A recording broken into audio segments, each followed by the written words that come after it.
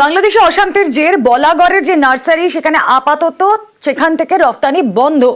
আপাতত বাংলাদেশে রফতানি হচ্ছে না গাছের চারা। বলাগড়ের সমস্যায় নার্সারির মালিক থেকে কর্মীরা।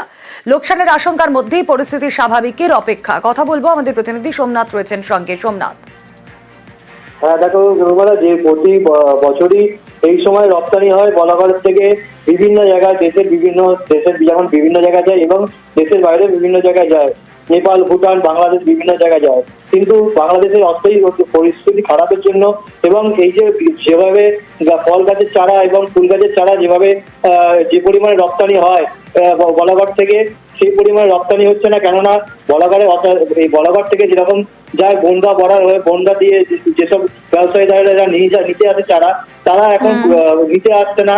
তাতে অনেকটাই ক্ষতি হচ্ছে। যেসব বলাগড়ের গাছ যেমন চাষ করছেন গাছের, তাদের অনেক ক্ষতির মধ্যে, তারা আশঙ্কার মধ্যে পড়েছেন। কেন লাখ লাখ টাকা তারা গাছ তুলেছেন, গাছের চারা নিয়ে এসেছেন, কিন্তু তাদের এখান থেকে বাংলাদেশে যাচ্ছে না। যত তাড়াতাড়ি এই বাংলাদেশের পরিস্থিতি তাড়াতাড়ি সামাল হয়, তার জন্য তারা অপেক্ষার মধ্যে পড়ে রয়েছে। রুমেলা, বেশ,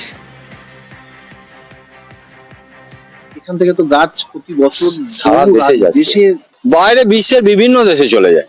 বাংলাদেশে একটা গন্ডগোল পরিস্থিতি অনুযায়ী এখন আসছে না, দেখতে পাচ্ছেন। ক্ষতি তো হচ্ছে অবশ্যই।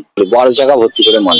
কি কি গাছ যেত মোটামুটি? আম, জাম, কাঁঠাল এবং সমস্ত রকম ফুলের গাছ, যেটা ওদের প্রয়োজন।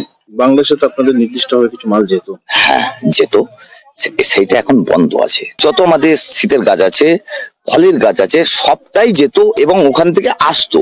সেটা টোটালটা বন্ধ হয়ে গেছে, বর্ডার আটকে দিয়েছে। তারাও কি চাইছে যে পরিস্থিতি? হ্যাঁ তারাও চাইছে, নালে তো উভয় পক্ষে দুজনারই ক্ষতি না, লস।